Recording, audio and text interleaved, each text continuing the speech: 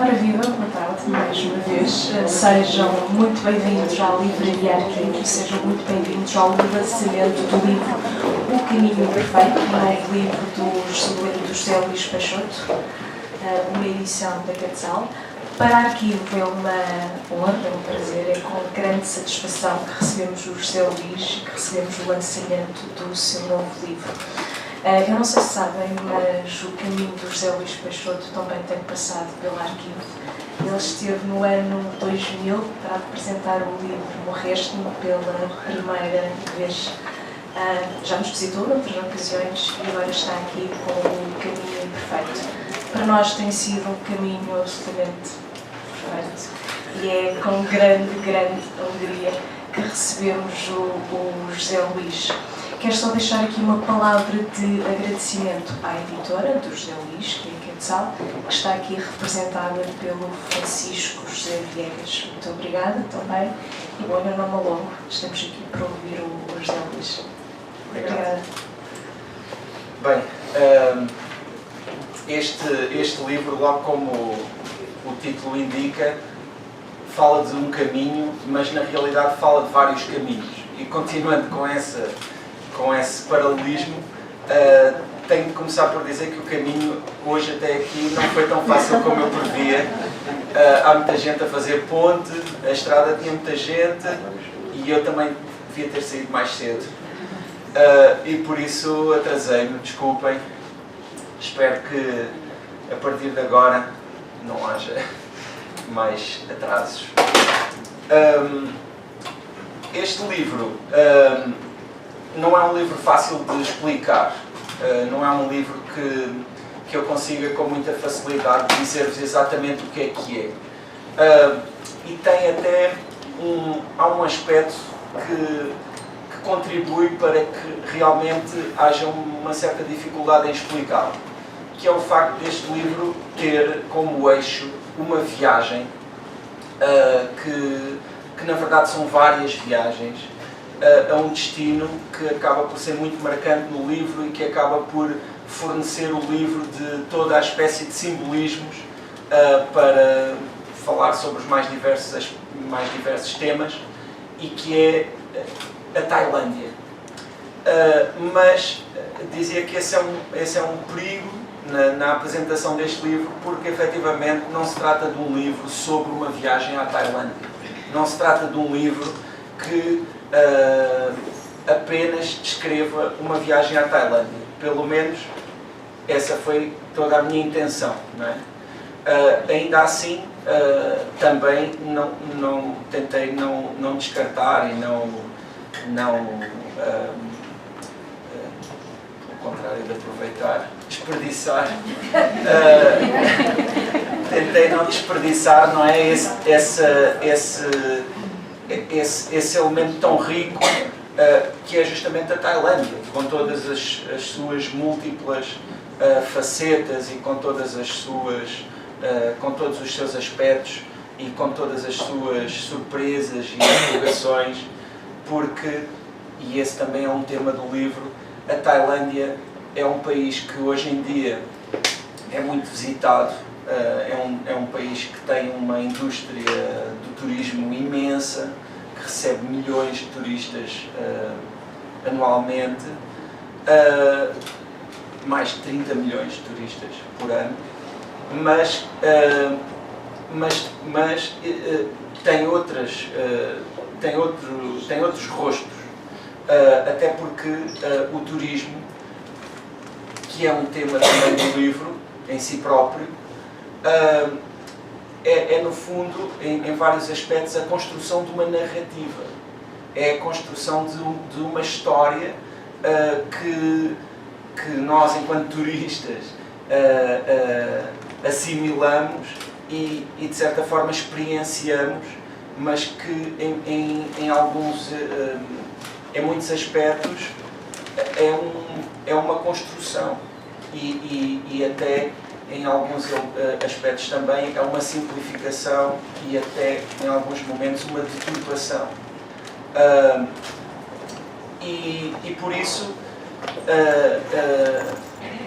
no que diz respeito à Tailândia, eu tentei que o livro de alguma forma circulasse nesses elementos. Por um lado, essa Tailândia, de certa forma estereotipada, que é construída nesse discurso que pretende atrair pessoas para experienciarem, para passarem lá um período de férias.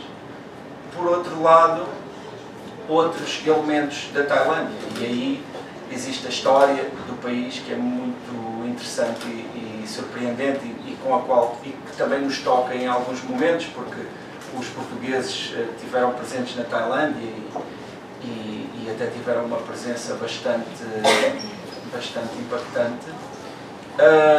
Mas por outro lado também a sua cultura, sob o ponto de vista da cultura digamos mais erudita, mas também sob o ponto de vista da cultura mais popular, cotidiana, e o que também acaba por tocar aspectos como a religiosidade, que é muito importante e que tem características muito próprias, mas todos estes elementos sempre os considerei um pouco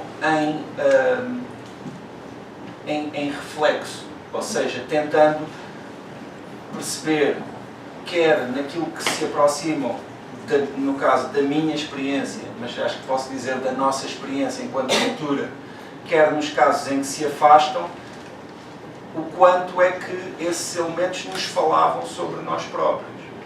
O livro ele é dividido em 3 partes, e a primeira parte é aquela em que justamente se foca mais nesta questão da viagem e da Tailândia. E eu, ultimamente, até com este livro, tenho assim muito facilmente identificado as pessoas que só fingiram que leram o livro, porque são aquelas que só falam da Tailândia, porque só leram o início do livro. E ainda assim, nessa primeira parte, o livro, além de ter essa divisão em 3 partes, cada uma das partes é dividida em múltiplos blocos que são breves, uns maiores, outros menores, mas nunca são assim muito grandes. E essa primeira parte, por exemplo, tem, se não estou em erro, cerca de 50 blocos desses. E esses blocos são, às vezes, episódios, às vezes informação acerca de um determinado tema, às vezes certas circunstâncias específicas, e, como dizia, nesta primeira parte são muito focadas na Tailândia, mas há talvez uma meia dúzia de janelas que, assim, sem explicação, a propósito de episódios relativos à Tailândia, surgem e que são muito claramente sobre memórias minhas relativas à minha infância ou à minha adolescência, e que são muito portuguesas, digamos assim.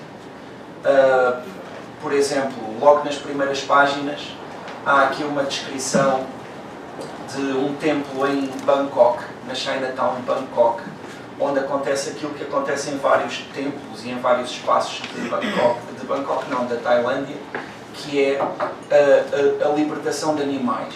Ou seja, compra-se animais, que podem ser passarinhos, no caso dessa descrição é um pardal, um pássaro, mas noutros lugares podem ser peixes, répteis, e liberta-se esse animal, no caso do pássaro, não é para cima, no caso de um peixe para dentro d'água, e com isso pretende-se obter um bom karma, não é? Pretende-se obter quase um crédito, digamos assim,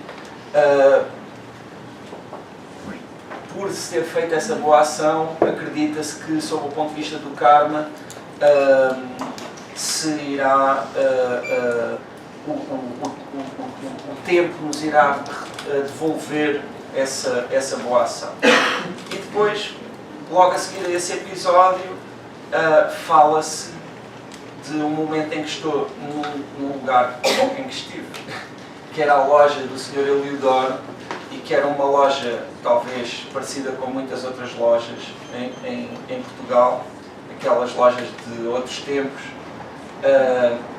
pré-lojas dos chineses, mas onde havia também de tudo, e no caso onde eu, quando era pequeno, ia comprar gaiolas para grilos, não é? De plástico, gaiolas de plástico para grilos. E sem que exista uma grande explicação, faz-se ali um certo paralelismo entre essas gaiolas e as outras, não é? Ou mais tarde, a falar sobre as motas no trânsito de Bangkok, falo sobre várias histórias minhas relacionadas com motas, por exemplo, só aqui para dar estes dois exemplos. E isso abre caminho à segunda parte do livro. E a segunda parte do livro começa por uma pequena passagem que diz só, é muito rápida, são só umas linhas, e diz assim: nenhum dos meus avós alguma vez andou de avião. O meu pai andou de avião uma única vez, com autorização do médico, foi à Ilha da Madeira. Estava doente de cancro na fase terminal. Andei pela primeira vez de avião aos 19 anos. Fui a Londres. Ganhei o bilhete num concurso de televisão chamado Palavra Puxa Palavra. O meu filho mais novo andou pela primeira vez de avião aos 6 meses. Foi a Las Vegas. E então, neste facto, isto é tudo factual, porque o livro não é de ficção. Então, as afirmações que são feitas, não é? Pronto, dando desconto da subjetividade, não é? Sempre impossível de escapar, mas esta informação abre aqui dá um mote para esta segunda parte, em que existe uma nova dimensão no livro que, mantendo ainda alguns elementos relativos à Tailândia que foram abertos no início e que vão tendo o seu desenvolvimento, também traz outras questões, nomeadamente outros caminhos que também são relevantes aqui para este livro. Um deles é um caminho curioso que tem a ver com a escrita do próprio livro, porque este livro, pela primeira vez em todos os livros que escrevi até agora, já vão sendo alguns, né? O primeiro foi publicado há 17 anos, como estávamos a falar antes, foi a primeira vez em que eu escrevi um livro e senti necessidade, curioso chamar-se o caminho imperfeito, porque eu senti necessidade de parar de escrevê-lo por estar um pouco numa deriva, por não ter um sentido completamente definido. E pela primeira vez fiz essa paragem e escrevi outro livro no meio. Foi um livro que foi publicado em 2015 e que se chama Em Teu Ventre. Porque este livro iniciei a sua escrita antes desse, mas, como disse, precisei de parar a escrita porque não estava a avançar como eu queria e estava a ser mais penoso do que outra coisa, e no meio escrevi esse livro, Em Teu Ventre. E depois, mais tarde, voltei a este já com uma visão completamente diferente e já com ideias muito mais definidas, e então esse caminho, se quisermos chamar assim, do que foi a escrita do livro, também acaba por ser referido. E nessas interrogações que levaram à escrita do livro, como vem referido aqui, eu acabei por fazer uma coisa que eu acabo por fazer sempre, cada vez que tenho de escrever um livro, que é colocar assim uma série de questões fundamentais a mim próprio e tentar respondê-las. E neste caso, as questões que eu senti que tinha de responder eram duas. Uma era: porquê é que viajo? Até porque nestes últimos anos eu tenho viajado exageradamente. Pronto, este é o termo. Demasiado. E outra questão era, porquê é que escrevo? Não é? Na medida em que responder a essa questão também achava que me iria dar um sentido, não é, àquele esforço que eu estava ali a fazer, e que no fundo era porque é que eu quero escrever este livro, não é? Mas essas outras perguntas ainda eram maiores, não é? Porquê é que escrevo em absoluto e porquê é que viajo? E pronto, e depois uma grande parte da segunda parte do livro é justamente a procura dessas respostas. E essas respostas são dadas de uma forma muito clara, mas eu acho que não vou dizer isso agora, porque senão também não tem interesse ler o livro. Mas há outros elementos. Há um elemento que eu não referi e que tem o seu interesse, que é um elemento que é referido logo também no início do livro, na primeira parte do livro, e que diz o seguinte. Portanto, estas são as primeiras linhas do livro. Numa das caixas de plástico estava a cabeça de um bebê. Noutra caixa estava o pé direito de uma criança, cortado em 3 partes. Havia ainda 2 caixas com pedaços de pele tatuada e na última estava um coração humano. As 5 caixas de plástico foram embaladas em 3 pacotes, deixados nos correios do centro comercial MBK, junto à CM Square, e endereçados a 3 moradas de Las Vegas. Eugene Johnson, 3070 West Post Road. R. Jean, 2697 Ruth Duarte Avenue.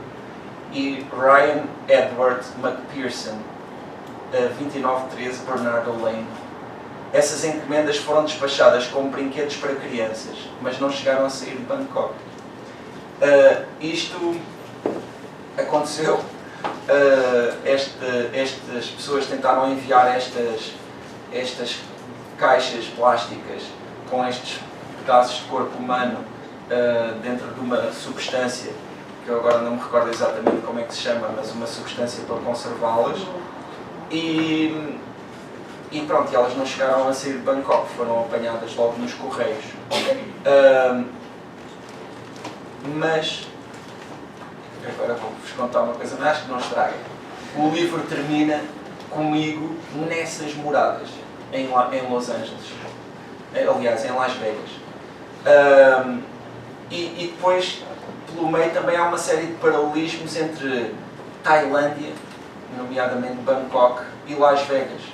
Tem uma série de questões que ligam esses 2 espaços e, ao mesmo tempo, também tem uma descrição desses lugares na minha vida e das formas loucas em que eu já estive nesses 2 lugares, tanto na Tailândia como em Las Vegas.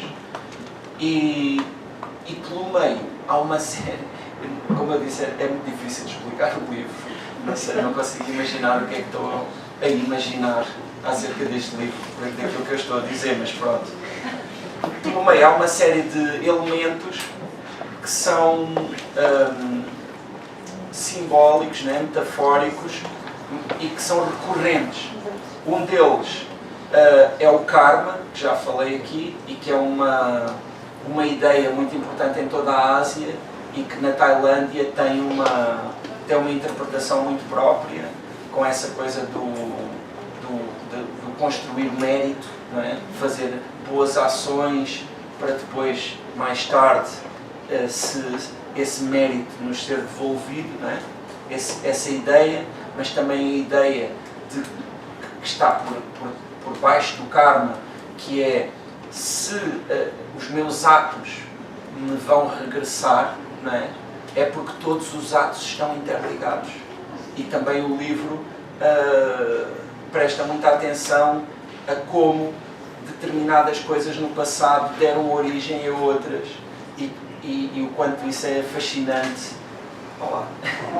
O quanto isso é fascinante e o quanto não é, nos faz pensar sobre a nossa própria vida, certas coisas, não é, que nós fizemos e que se não tivessem sido assim, a nossa vida toda teria sido diferente. e outras que podemos fazer agora e que vão influenciar tudo para o futuro. E há um outro elemento que também acaba por estar presente, também dessa mesma forma, simbólica, metafórica, que é a questão das tatuagens, que está logo aqui também representada na capa, e esta fotografia da capa, com muita vaidade. Eu acho que esta palavra, eu sei que a vaidade é um pecado, mas com muita vontade de utilizar. Eu sou um pouco vaidoso em certos aspectos e tenho vaidade de ter sido... Vaidade também pode ser uma coisa boa. Tenho vaidade de ter sido eu que tirei esta fotografia, que foi uma fotografia que eu tirei. Eu não sou fotógrafo, não me considero fotógrafo, eu conheço fotógrafos e eu não posso comparar a eles, mas foi muito interessante a forma como esta fotografia aconteceu e como eu também percebi logo que fazia todo o sentido que ela fosse a capa do livro. Aliás, eu em 2012 publiquei um livro que na altura também tive a oportunidade de apresentar aqui e ter uma conversa bastante louca sobre ele, que é o livro Dentro do Segredo, sobre uma viagem à Coreia do Norte. E nesse livro, pela primeira vez, aconteceu também isso, que foi a fotografia da capa também tinha sido tirada por mim. E então achei que isso também era um paralelismo interessante, porque os livros, dentro dos livros que eu escrevi, comunicam, têm alguns parentescos. E pronto, e isso foi muito interessante, porque pronto, nós sabemos que as fotografias são instantes, mas este instante em particular foi também muito fortuito, não podia ter sido programado. Aliás, a fotografia anterior e a fotografia posterior a esta não podiam ser, nem nenhuma delas, nem nenhuma outra fotografia que eu tirei a este senhor podia estar aqui.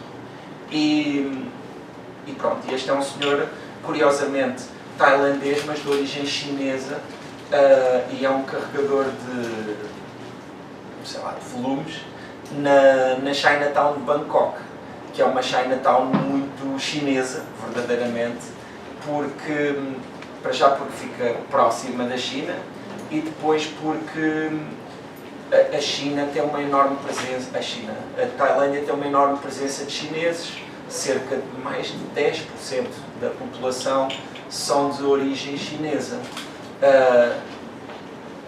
Todos eles muito conscientes da sua herança cultural.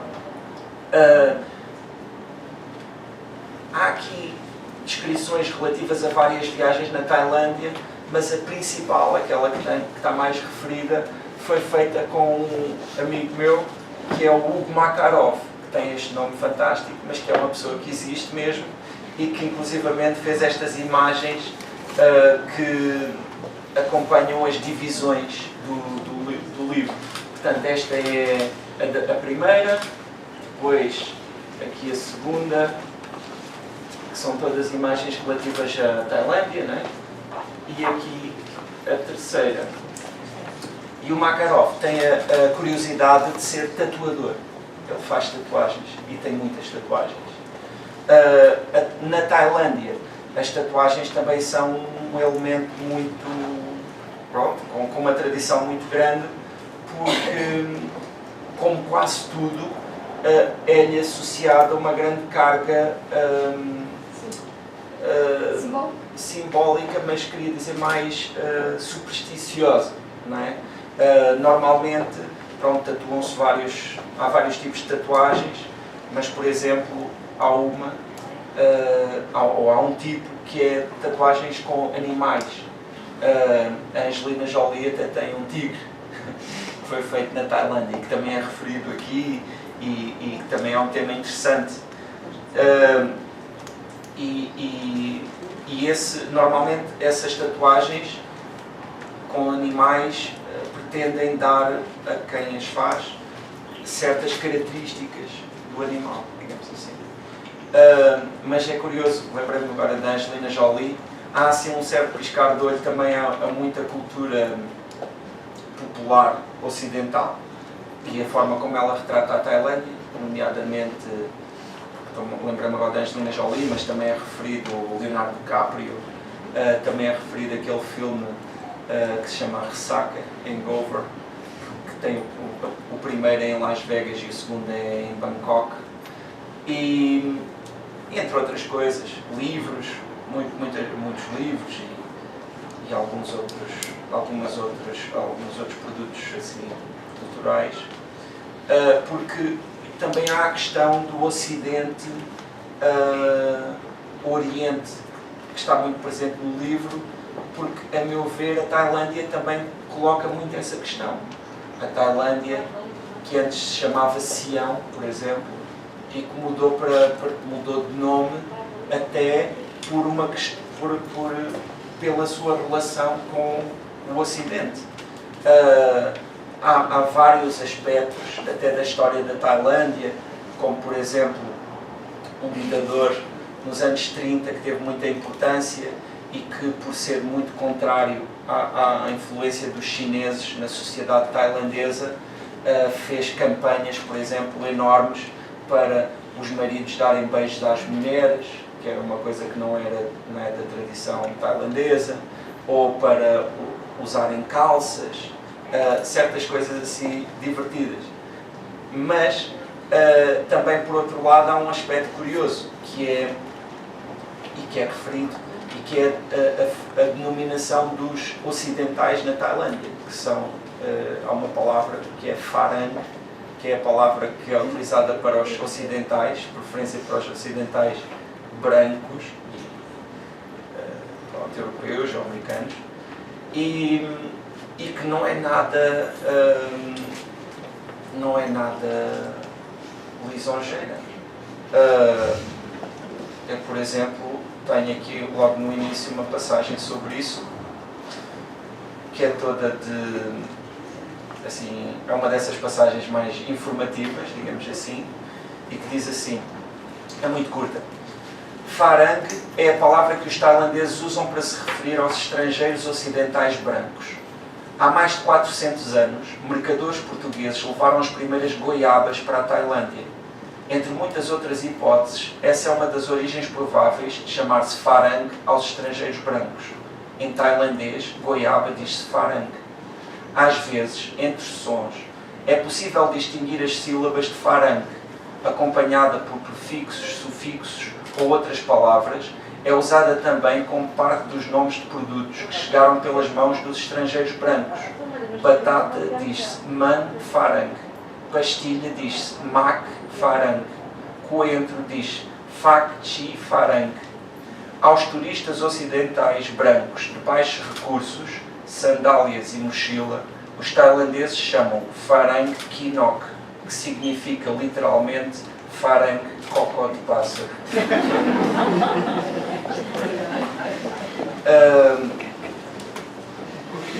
Mas pronto, como dizia, depois o livro tem outras dimensões. Principalmente no fim, o livro fica assim mais reflexivo.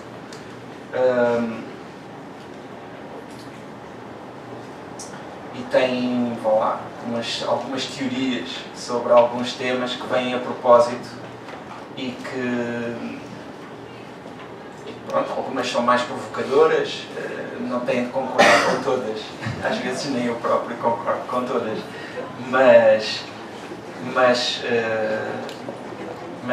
mas têm sempre ali alguma ideia, não é? Estava aqui à procura, a ver se encontrava alguma que fosse assim relevante para ler agora e que fizesse sentido sozinha.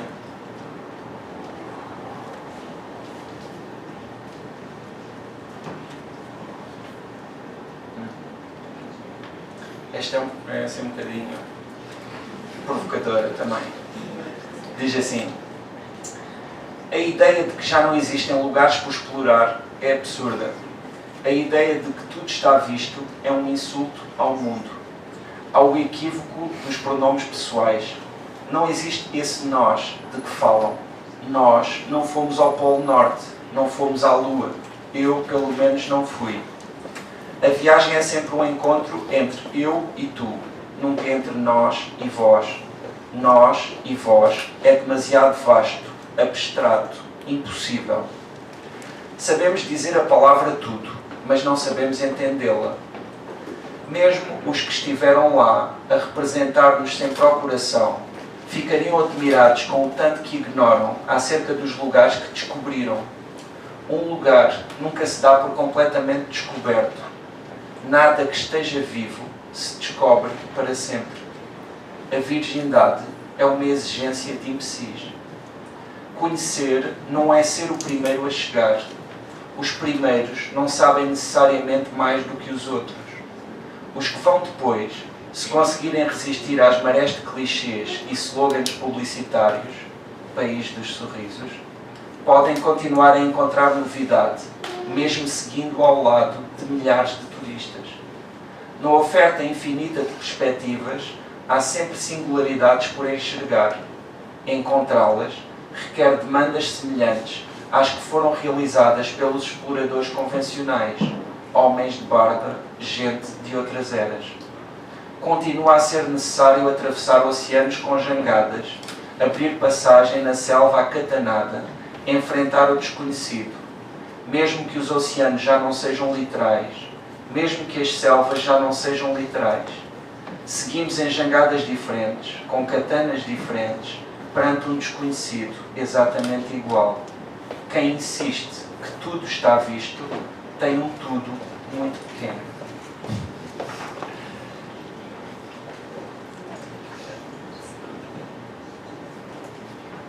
E pronto. Não sei mais o que é que posso dizer. Posso fazer-te uma pergunta? Sim. José Luís, será que podemos dizer que as viagens à Tailândia foram um ponto de partida? Começaste por dizer que conseguias perceber se as pessoas se os leitores já tinham lido o teu livro todo, quando falavam apenas na Tailândia. Eu fiquei com a impressão de que isto é uma viagem também por ti, é um livro bastante introspectivo.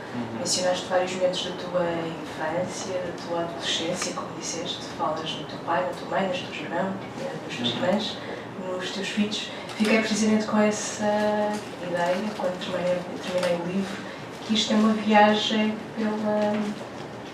pela tua vida e o caminho imperfeito será também... Sim, será? Claramente. O caminho imperfeito é realmente... refere-se efetivamente à minha vida. Não é?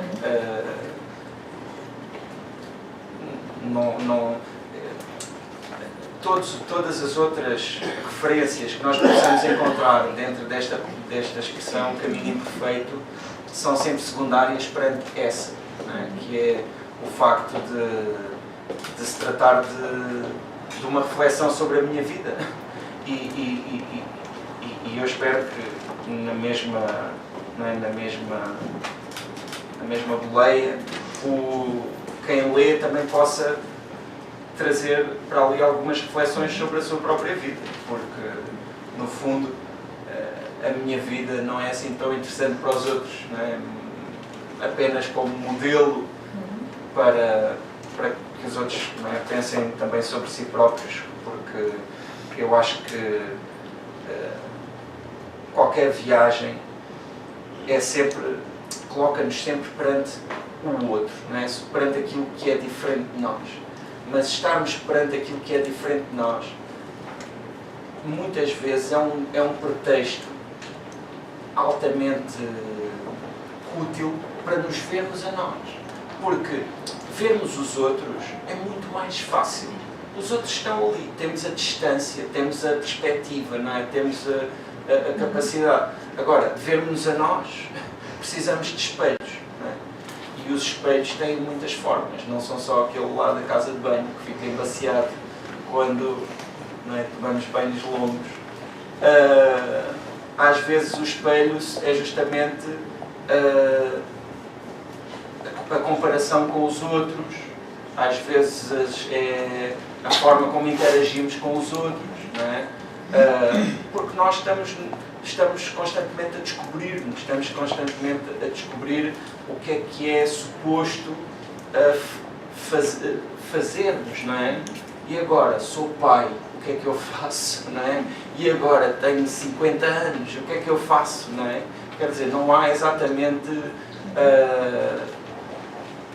tudo aquilo que aprendemos é sempre insuficiente. Por isso precisamos sempre de estar nessa procura, de tentar saber, de observarmos.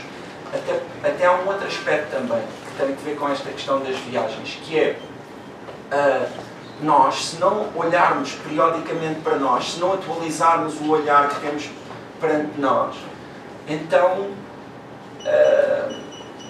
nós estamos a enganar-nos a nós próprios, porque nós já não somos aquilo que éramos desde a última vez que olhámos, não é? E por isso, pronto, o livro tem essa dimensão. É claro que é curioso eu estar a dizer que sei quando as pessoas não leram o livro porque falam muito da Tailândia, porque quase parece que não li o livro, porque também tenho que estar só aqui a falar da Tailândia, não é? Mas a verdade é que muitas destas coisas que se falam acerca da Tailândia, elas são sobre a Tailândia, mas não são só sobre a Tailândia, se nós quisermos, não é? Se tivermos essa generosidade de ir um pouco mais fundo. Mas também tem a Tailândia. e eu acho que a partir de certa altura a Tailândia é um conceito, é um pretexto. Embora, pronto, as coisas que eu afirmo aqui perante a Tailândia eu verifiquei-as.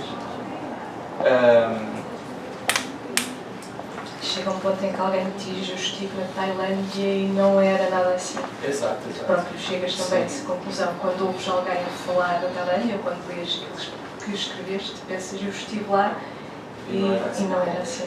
Sim, porque há um aspecto aqui, há vários aspectos ligados com essa reflexão da escrita, não é? E da leitura, que no fundo são reflexões sobre a comunicação, não é? No fundo são reflexões sobre como é que é a nossa comunicação com os outros, o que é que os outros entendem daquilo que dizemos, o que é que nós entendemos dos outros, até que ponto é que realmente existe uma comunicação efetiva. E depois há essa questão também da nossa visão das coisas, não é? Quando se fala daquilo eu estive na Tailândia e não era assim, também se fala de uma outra coisa, que é de estar a escrever e ter essa voz interior, não é? Ter esse fantasma, se quisermos, dessa voz que nos repete: eu estive na Tailândia e não era nada assim, não é? Porque isso acontece bastante. Eu nos últimos anos, aliás, este livro nasce disso, não é? Eu nos últimos anos tive um grande privilégio, que é um privilégio um pouco perigoso, porque é uma situação muito confortável e o conforto às vezes é muito perigoso, principalmente quando se tenta fazer alguma coisa que tenha, não é, uma dimensão artística. Mas eu nos últimos anos tive essa coisa pronto, esse grande privilégio de poder viajar para escrever sobre isso em revistas de viagens, que na verdade são revistas de turismo, não são exatamente revistas de viagens, porque aí nessas revistas aquilo que é pedido não é exatamente que se conte o que é que foi a viagem, não é? Aquilo que se pede é que se conte da perspectiva do turismo, ou seja, ali não há lugar para fotografias onde as pessoas não sorriam, não há lugares para fotografias desfocadas, não é? Nós, quando tiramos uma fotografia, utilizando essa imagem da fotografia, nós podemos estar aqui a filmar um lindo pôr do sol, mas aqui atrás podem estar umas ruínas e pode estar um pivete que não se aguenta, não é? Quer dizer, e na escrita existe a mesma coisa, não é? Nessas revistas, aquilo que se espera é que se descreva o pôr do sol, é que se descreva os lados positivos e o melhor dos lugares, porque é essa a linha editorial daquelas revistas. Fazer outra coisa é não entender para que é que se foi convidado. Quer dizer, chegar lá e dizer: não, eu agora tenho de falar sobre esta coisa horrível que eu vi lá. Tudo bem, mas não é bem ali. dizer que ele não é o lugar para fazer isso. Não é como se eu agora chegasse aqui, estão à espera que eu apresente o livro, mas eu de repente achasse que, pronto, que aquilo que eu queria falar era sobre o meu cão que está com diarreia. Quer dizer, isso seria não saber viver em sociedade, não é? E seria não ter compreensão, não é? Do meio em que está integrado. Que todos nós temos, não é? Essa falta de compreensão numa medida ou noutra.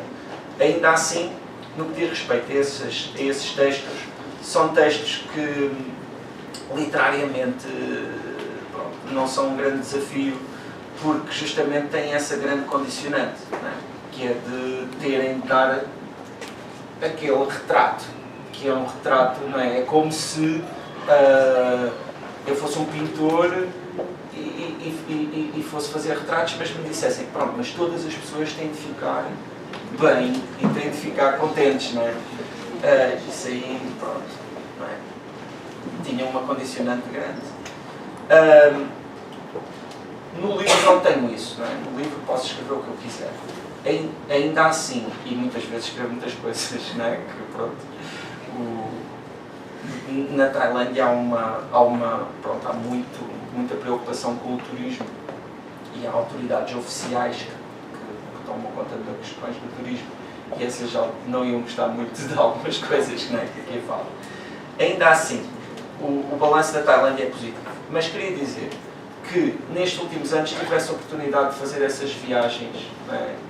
Que se calhar de outra forma não fazia, ou se as fizesse não teriam sido daquela maneira, não é? Porque, quer dizer, convidarem para uma pessoa fazer essas viagens, estar ali em circunstâncias super privilegiadas e depois ainda pagarem, é uma tentação, a pessoa ficar a fazer aquilo para toda a vida.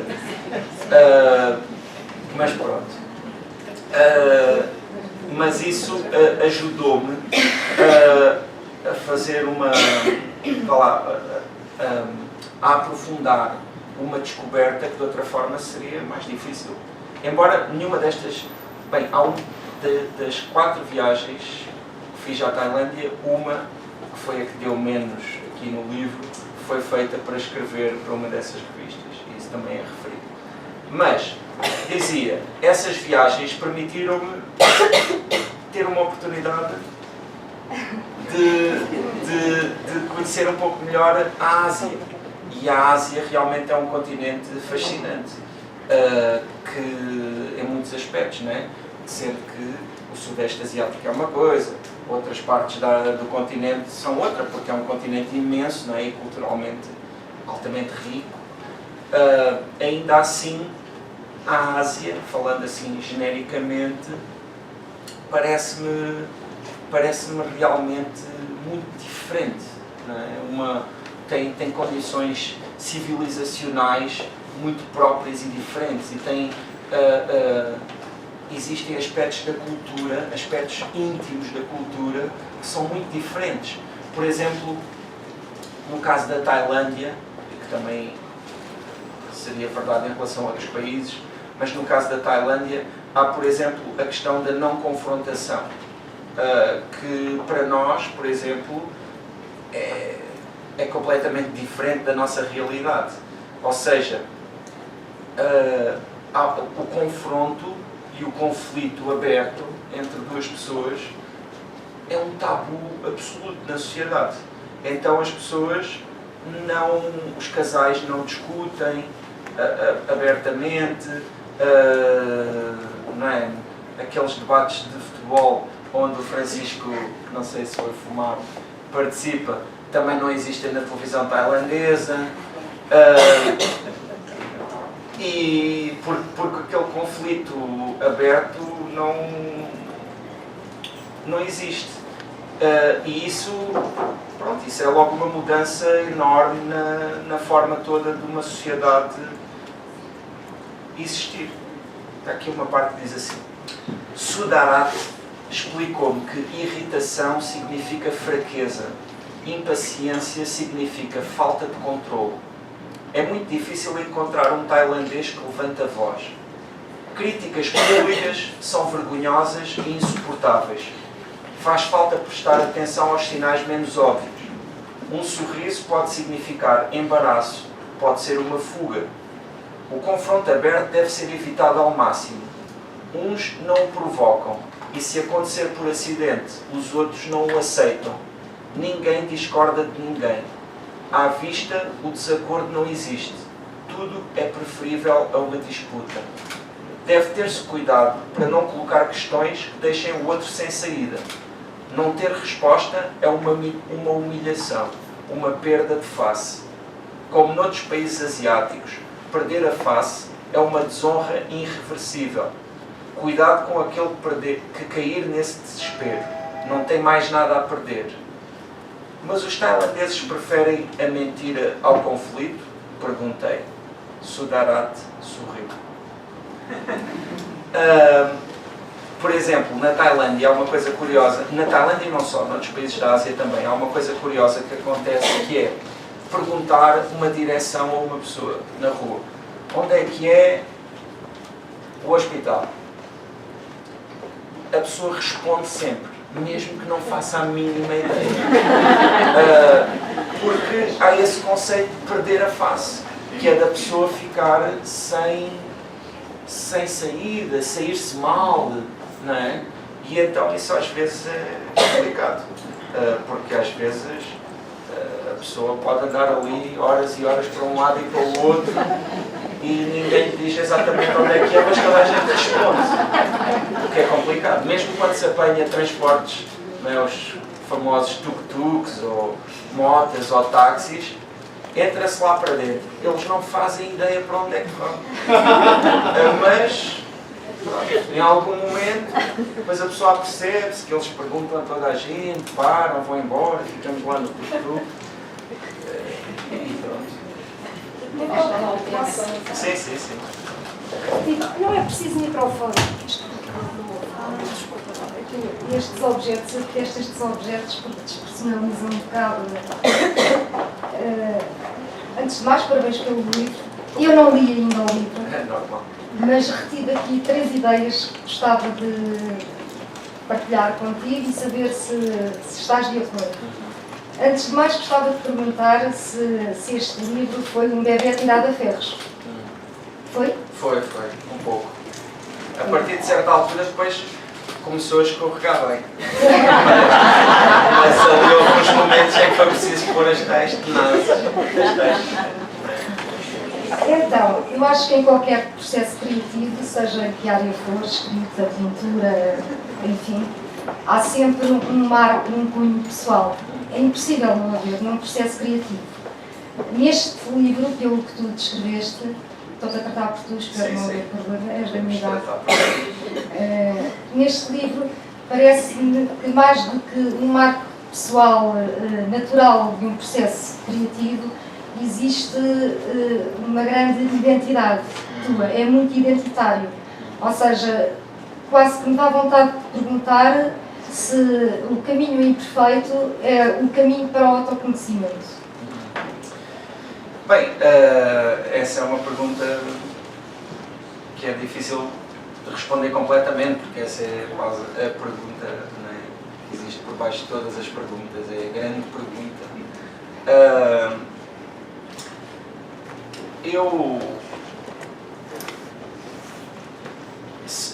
Este livro realmente trouxe-me alguma resistência a escrever. Agora acho isso positivo. Não é? Na altura não achei tanta piada e foi bastante angustiante durante um período longo ainda. Mas agora acho positivo porque ultrapassei isso e então sinto-me, não é, tenho essa realização, essa gratificação de ter percorrido esse caminho e de saber que... Eu peço desculpa por fazer utilizar assim o título de uma forma tão foleira, mas pronto, apesar de ser imperfeito, e realmente é imperfeito, e eu também, existe e é alguma coisa e para mim foi um degrau, não é? Eu sinto na minha forma de ver as coisas que cada livro tem de ser um degrau para mim, tem de ser um passo, se quiser, tenho de sentir que avancei, que fui numa direção e que estou um pouco mais próximo de alguma coisa do que estava, não é? Em relação a essa questão de estar sempre dentro daquilo que se faz, esse é um conceito do nosso tempo, não é?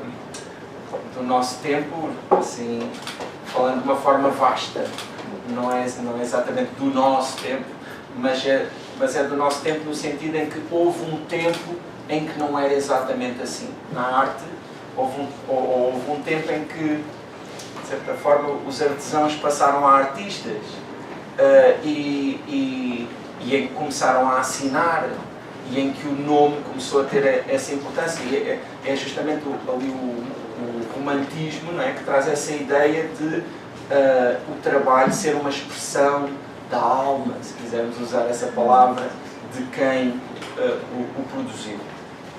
Isso não é assim desde sempre.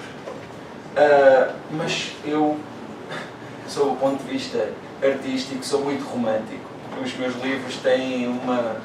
Pronto, não existiriam sem romantismo. E é curioso porque estávamos aqui a falar sobre a Ásia e sobre as heranças civilizacionais e sobre não é, o quanto somos diferentes. Nós somos diferentes dos asiáticos ou de quaisquer outros porque nós temos uma história diferente. Não é? É isso que nos faz diferentes. Não é porque... Eu pelo menos não acredito que é porque somos geneticamente diferentes. Eu acredito que é porque temos uma cultura diferente. E essa cultura é ancestral, essa cultura é feita de coisas que são muito maiores do que nós, são transcendentes, que vêm de há muito tempo. Mas ainda assim acho que vou descobrir no teu livro ligações, não sei porquê, é uma intuição, que vais ligar muito o Oriente ao Ocidente. Assim, e que somos todos seres humanos. Seres humanos, e uma das... Exato. Mas até porque nós neste momento vivemos grandes tendências orientais, não é? Pelo menos a nível espiritual, a nível de coaching, mindfulness, etc. Sim. Estamos numa onda muito viradas para o holístico, não é? E no fundo, eu acho que está bem representada aqui a palavra holística neste livro, porque, como tu disseste, os atos estão interligados, não é? E veio-me logo à palavra, à ideia, o holístico, o ser humano como ser holístico e o universo como um elemento holístico. E acho que neste momento vivem-se muitos elementos orientais aqui no Ocidente. No Oriente não sei se vivem elementos ocidentais, mas creio que aqui se vivem mais elementos orientais. Sim. Se tu falas no livro, o karma, a questão das tatuagens, é muito identitário para mim, neste momento, é muito vivencial. Eu vivencio isso aqui, neste momento, na minha geração. E por fim, porque as outras pessoas também querem falar, a mensagem que me deixas da última coisa que leste é que quando dizes que alguém vai viajar e que pensa que já conhece e que afinal ninguém conhece, não é? Eu percepciono é que cada pessoa vê um sítio, um lugar da sua forma, da sua própria maneira, do seu ponto de vista, da sua perspectiva, das suas vivências pessoais. Ou seja, podia terminar a dizer que há tudo por descobrir. Sim, e cada coisa é diferente em cada momento também. Exatamente. Eu acho que, pronto, aquele excerto fala por si, não é? Mas ainda assim, eu acho que descobrir pressupõe querer descobrir, não é? Estar disponível para descobrir, estar disponível para ver, não é? Porque são tantas as coisas que nós passamos todos os dias e que não vemos realmente, não é? Eu acho que viajar que, como eu dizia no outro livro, é um símbolo, não é? Que é até um lugar comum para representar a vida, não é? A vida normalmente compara-se muitas vezes a uma viagem. Viajar tem de ser isso também, tem de ser estarmos disponíveis para ver. É curioso porque viajar supostamente é um movimento, mas também tem de ser a percepção de estar. Não é? Viajar também tem de ser estar, também tem de ser sentir, estar em contacto com os sentidos, não é? Essa coisa do mindfulness, não é? Essa coisa de estar no momento e é isso. Acho que vou descobrir coisas de mim própria neste livro. Obrigada. Obrigado também. Tenho só duas perguntas. Eu falo alto. Duas perguntas dependendo da hora. E ao atraso. Duas perguntas interessantes. É se o José Luís já convidou o Makarov a vir a Portugal. O Makarov, ele é português. É que Makarov é um pseudónimo dele. Ele é português. Ótimo. E se já houve alguém que pediu para ver a tatuagem? Já leu o livro então? Estou a ver. Não, li na diagonal okay. E achei que o livro é altamente divertido e lê-se no correr da pena. Muito obrigado. Bem, o Makarov, ele é português. Ele chama-se o Makarov, mas eu não tenho a certeza, mas eu acho que ele realmente chama-se Hugo Mendes. Só que ele começou a fazer ilustração com banda desenhada, se não estou em erro, e também com grafites e coisas de street art, não é? E então acho que foi por aí que ele apanhou esse nome Makarov, que é o nome de uma arma. Mas pronto, ele acho que é uma pessoa pacífica. Pelo menos, nunca ouvi isso. O outro também parece que era. Pois, também ligado a Las Vegas. Mas o Makarov, ele ainda vai fazer uma tatuagem melhor do que aquela que ele já fez. Isto eu não vou poder contar. Isto tem de ser uma piada privada com quem já leu o livro. Desculpem lá, não vos posso mesmo contar. Eu já li, podes contar. Então, é aquela questão daquela tatuagem.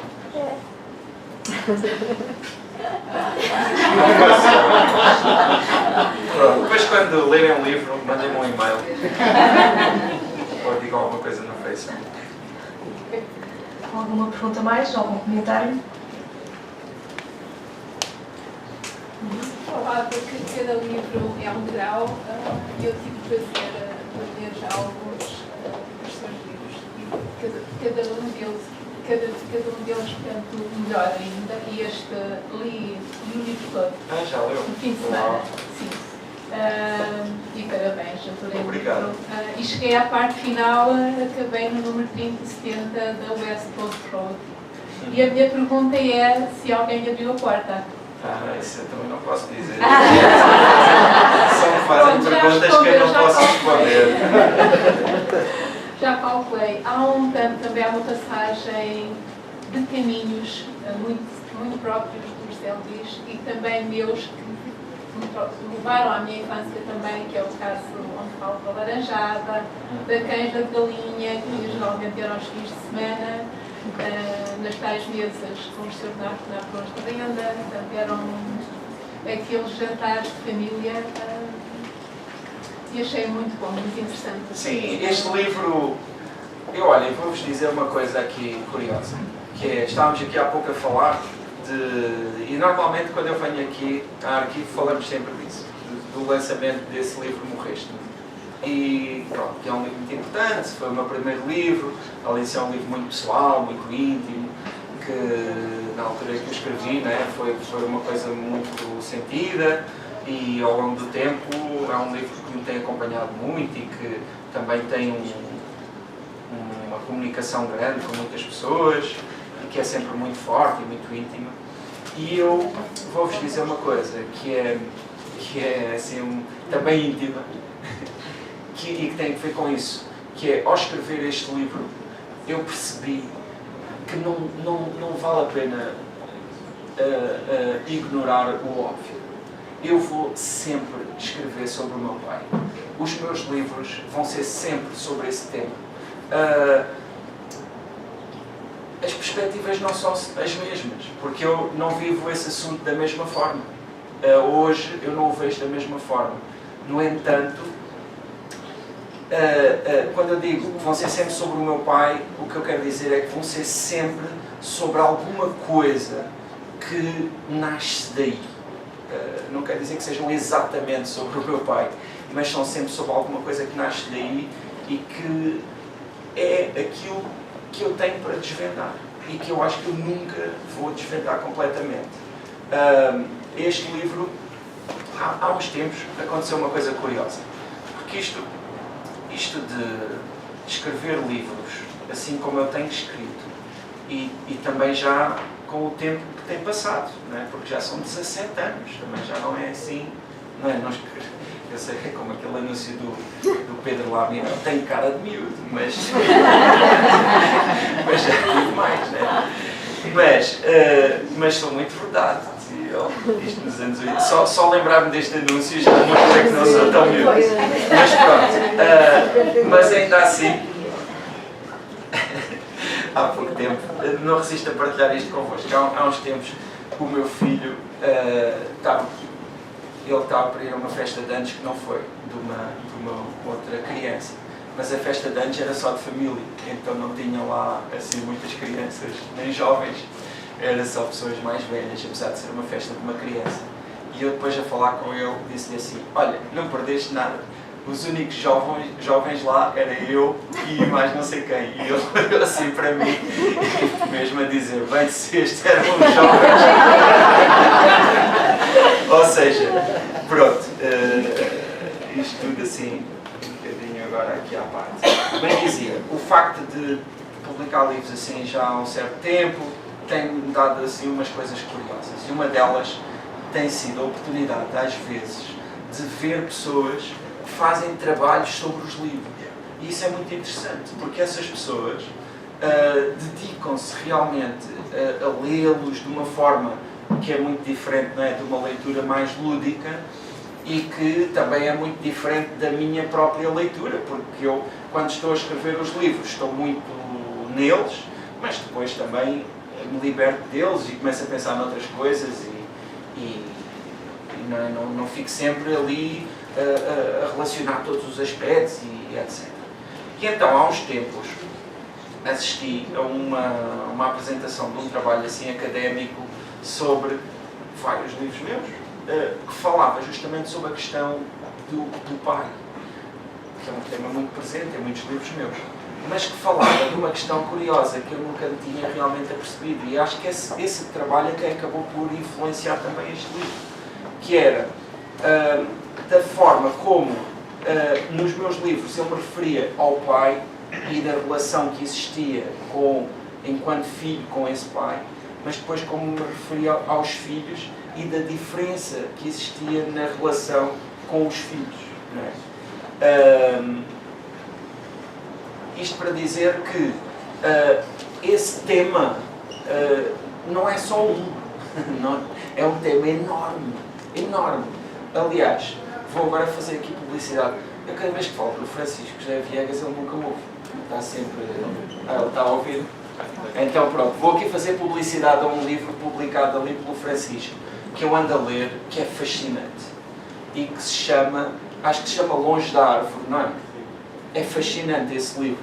Eu não sei se esse livro vai ter muitos leitores, porque o livro assusta um pouco. É enorme. O livro tem 800 páginas. Mas o livro... Tem 1000 páginas. Tem 1000 páginas, mas não é um livro de ficção. É um ensaio sobre pais e filhos e sobre pais que têm filhos, de certa forma, fora da norma. Ou seja, filhos que são surdos, ou são anões, ou são filhos que cometem crimes, filhos que, pronto, a única coisa que eles têm em comum é serem fora da norma. E é um livro, é um estudo muito sério. Eu não me recordo o nome do autor, Francisco. Salomão. Sim, que é um autor que tem um livro muito conhecido sobre depressão, mas que eu não li. E é muito interessante porque o livro não é só sobre, o livro sendo sobre esses pais e essas relações com esses filhos fora da norma, no fundo o livro é sobre pais e filhos. Isso é que é a importância, isso é que é ali o tema. Ali está o livro, uma edição muito bonita. Francisco, mostra aí o livro, se faz favor. Deixa só dizer isto. Ele tem 2 livros. Um é sobre a depressão, e também tem o outro, para nós nos deprimirmos. E depois tem este que é... Sim, mas é um livro que eu estou muito impressionado com ele. E demonstra-me uma coisa, que é, esse tema é infinito. Esse tema não tem fim. O tema de sermos filhos, de também depois sermos pais, no fundo, são muitos temas. É o tema de como é que lidamos com os outros, como é que lidamos connosco próprios, a idade, a passagem do tempo, quais são os nossos valores, como é que nos posicionamos. No fundo, é um tema que puxa todos os outros temas. E no fundo também, eu acho que, pronto, para voltar aqui, é o que acontece também com este livro. O livro, a sua forma narrativa é um pouco, vai derivando. Cada um desses tais blocos que constituem o livro vão se relacionando com os seguintes. Às vezes a relação com aquele que é imediatamente a seguir pode ser mais ou menos óbvia, mas existe sempre alguma relação ali e o livro leva-nos a lugares muito inesperados. Isso eu posso vos garantir. E todos eles são factuais, não é? Com a ressalva, não é, da subjetividade que sempre existe, não é? Quando se vai descrever uma situação. Se eu digo que a senhora era antipática, isso é sempre a minha opinião, não é? Que a senhora fosse objetivamente antipática, mas pronto, é a objetividade possível. Não sei, querem que eu possa ler um excerto então, antes de terminarmos? Não?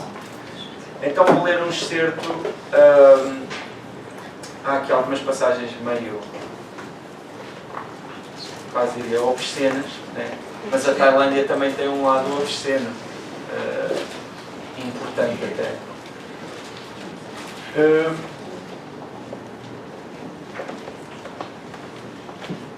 Eu tenho aquilo a uma parte, mas eu podia-me comover a ler essa parte e eu hoje não quero.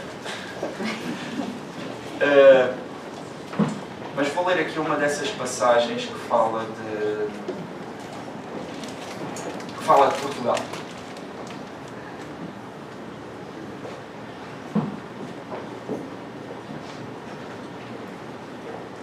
Vou ler aqui sobre o meu padrinho. O meu padrinho ficava sentado à porta, numa cadeira de campismo. Segurava uma cana como se segurasse um cetro. O sol arrefecia sobre os telhados.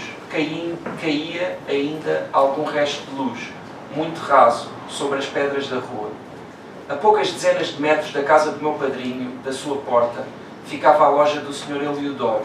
Continuando, lá mais ao fundo, ficava o adro e a igreja.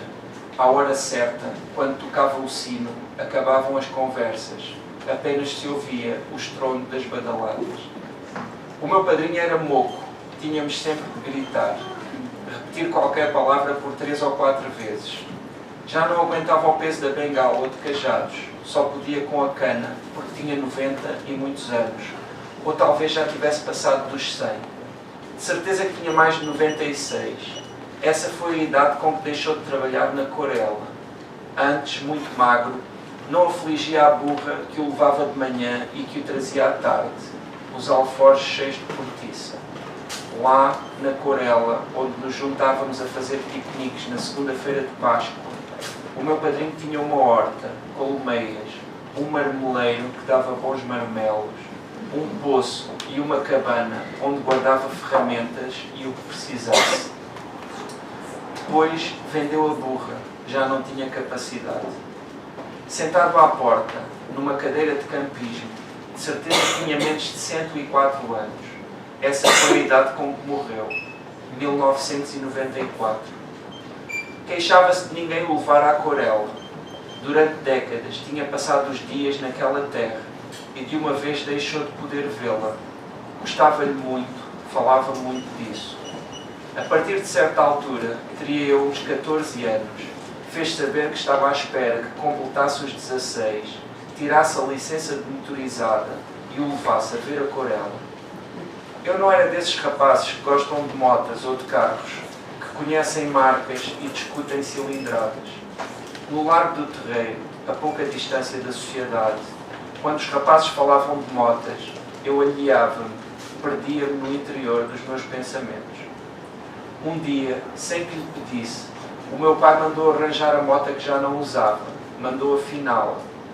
À frente do portão da carpintaria, muito perto do tanque de rega onde eu nadava no verão, trouxe a moto e em poucos minutos ensinou-me o essencial.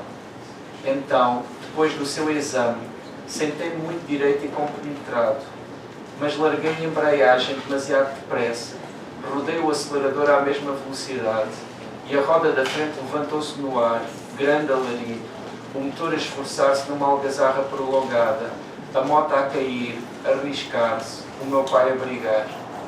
Nunca mais quis mexer numa moto. O meu padrinho ficava sentado à porta, virava-se na cadeira para ver quase nada, um cão que passava lá ao fundo, o pouco que acontecia na sua rua. Tinha óculos, um pequeno bigode branco, mãos magras que eu segurava quando o ajudava a levantar-se.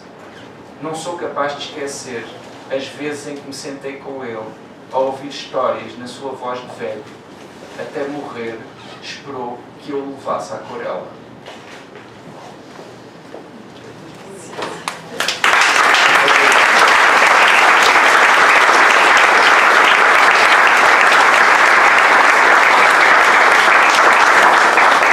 José Luís, muito obrigada uma vez mais. Obrigada por fazer estar aqui num espaço mais vivo, conhecimento de memórias. Em nome da Xana Vieira, Muito obrigado. em nome da equipa aqui, muito obrigada. Obrigado. Em nome É um também de prazer, todos é um os prazer leitores. vir aqui. Muito Obrigada. obrigado. O José Luís está disponível para alguns autores. Muito obrigada a todos.